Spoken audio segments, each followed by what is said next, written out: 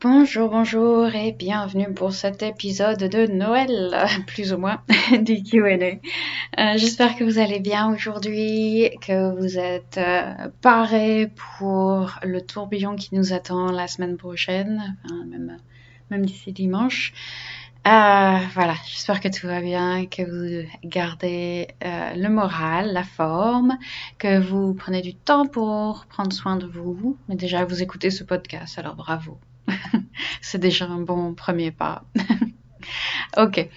On va commencer avec les questions tout de suite. La première question. As-tu des astuces pour éviter les pensées parasites pendant la séance? Alors, déjà, partons du principe que ces pensées parasites sont complètement normales, d'autant plus au début, quand on commence le yoga. Au début, c'est vrai qu'on a souvent tendance à se dire oh mon Dieu, c'est très difficile. Mon esprit vraiment part dans tous les sens, surtout dans les postures qui sont un peu plus passives où il se passe pas grand-chose en fait, où on tient juste par exemple un étirement pendant 1 minute voire deux. C'est très facile d'avoir l'esprit qui s'enfuit vers le repas du soir, vers le travail, vers la to-do list en général, ou même pendant Shavasana, évidemment. Oui, évidemment, Shavasana, donc c'est la toute dernière posture qu'on fait à la fin d'une séance de yoga et qui est une posture de relaxation où en fait on est juste allongé au sol et ça dure pendant en général au moins 5 minutes où on se laisse juste être pendant 5 minutes. Et évidemment que l'esprit va partir à droite, à gauche. Donc c'est complètement normal. Est-ce que ça s'améliore avec le temps? Oui, ça s'améliore avec le temps, mais c'est une pratique. C'est une pratique permanente. C'est un peu comme la méditation, en fait. La, la méditation, on pense parfois que l'idée c'est de ne penser à rien, mais évidemment c'est pas du tout ça. La méditation c'est un entraînement à penser à une seule chose à la fois et souvent le point d'ancrage c'est donc la respiration. Et c'est justement l'occasion de s'entraîner à ramener notre esprit à chaque fois qu'on se rend compte qu'il s'en va, qu'il part ailleurs.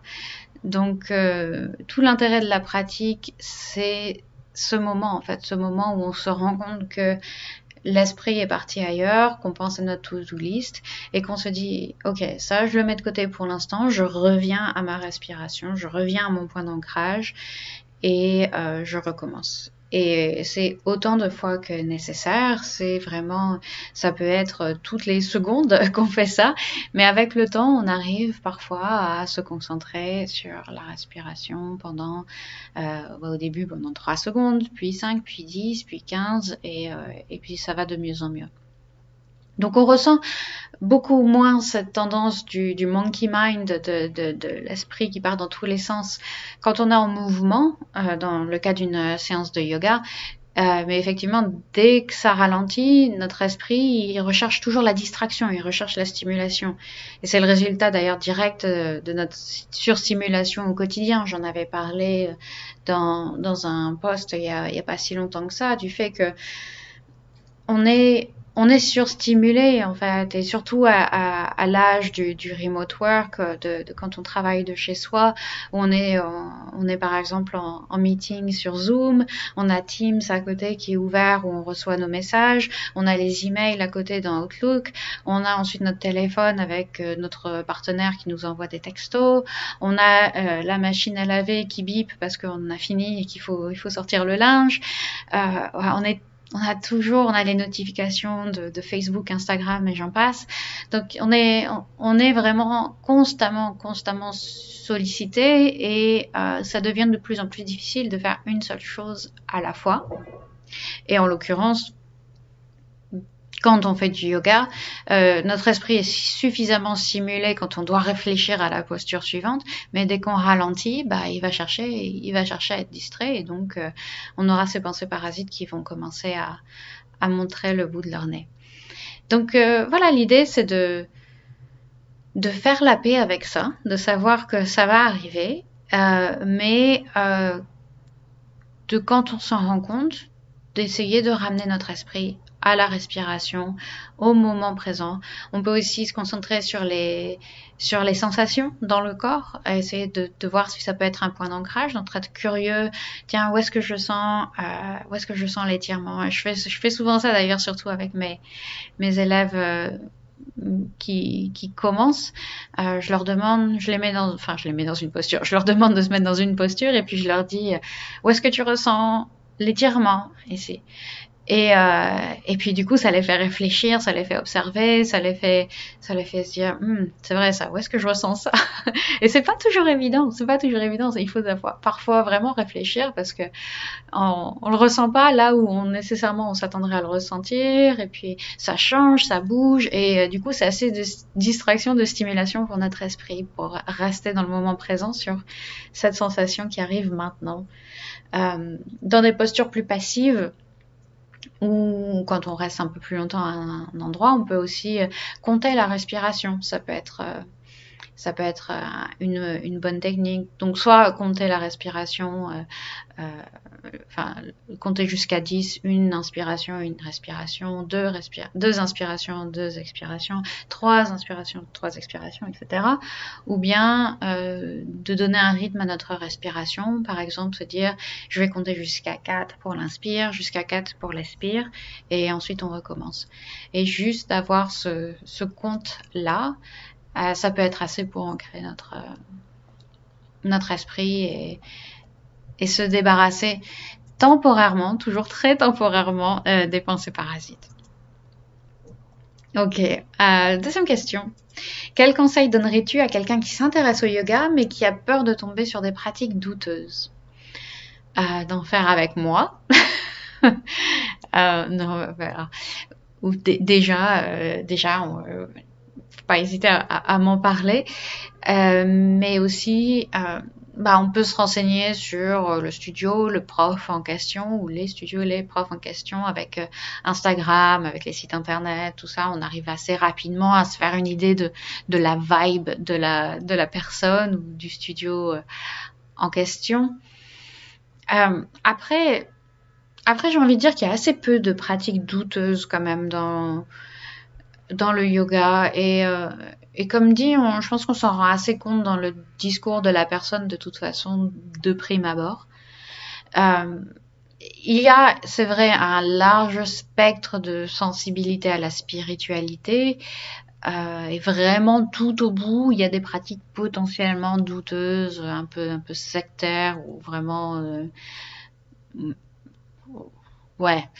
Mais si quelqu'un en a déjà peur, si quelqu'un redoute déjà de tomber sur quelque chose comme ça, il les verra très rapidement. Je pense qu'il faut pas en avoir peur. Il faut pas, ou en tout cas que ce serait dommage de se priver de découvrir le yoga parce qu'on a peur de ça. Parce que, comme dit, c'est assez rare en fait, hein, c'est assez rare, et c'est de peut-être même, d'ailleurs c'est de plus en plus rare parce que le yoga est de plus en plus populaire, donc il y a de plus en plus de profs, mais du coup il y a potentiellement aussi de plus en plus de profs douteux. Voilà, mais il y a beaucoup de choix parmi les non douteux, j'ai envie de dire.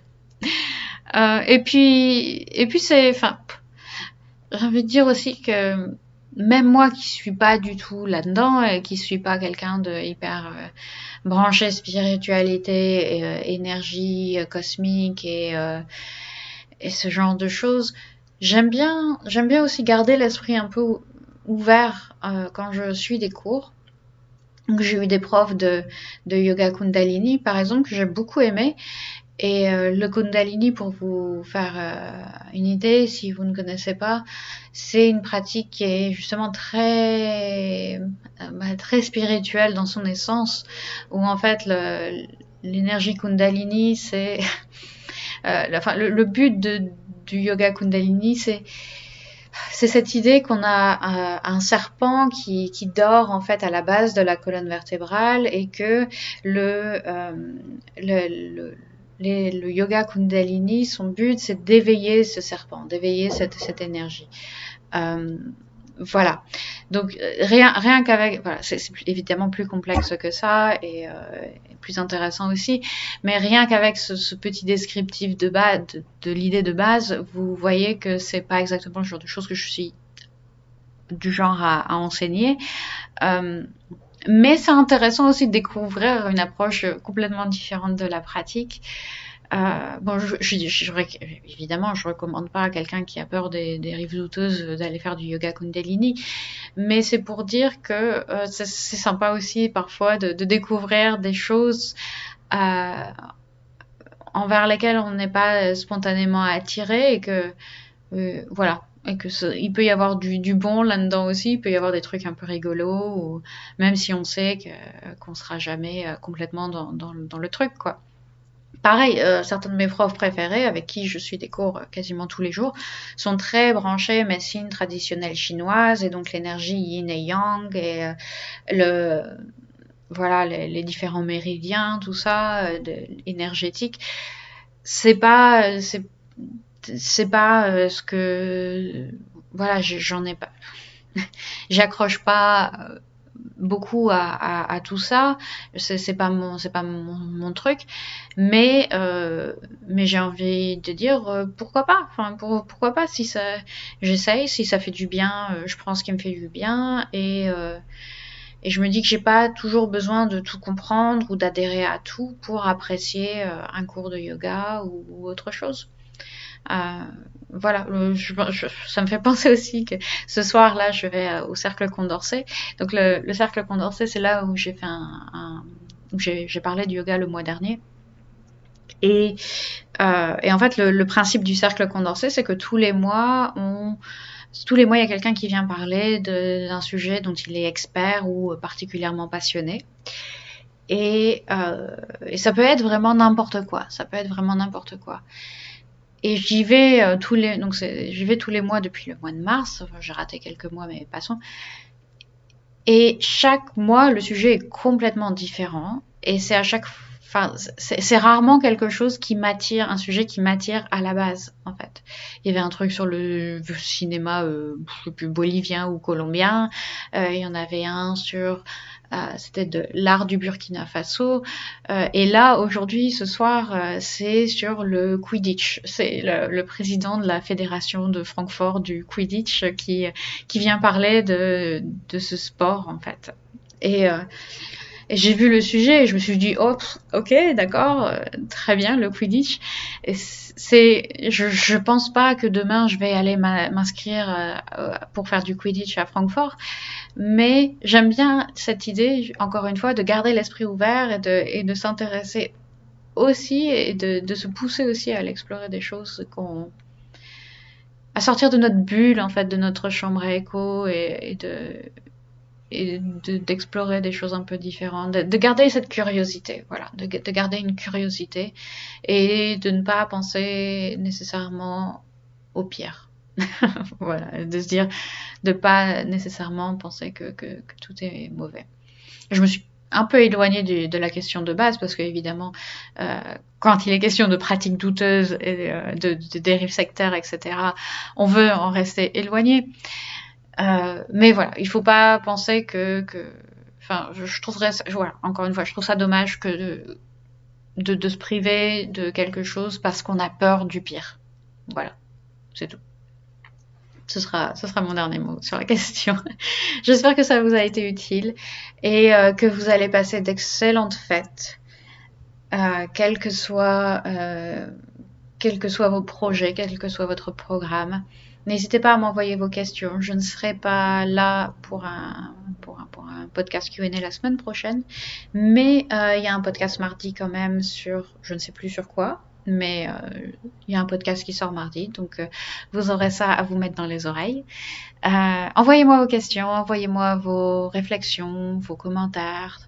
Et je vous souhaite d'excellentes fêtes. Je vous remercie beaucoup pour votre attention et je vous dis à l'année prochaine. Merci beaucoup.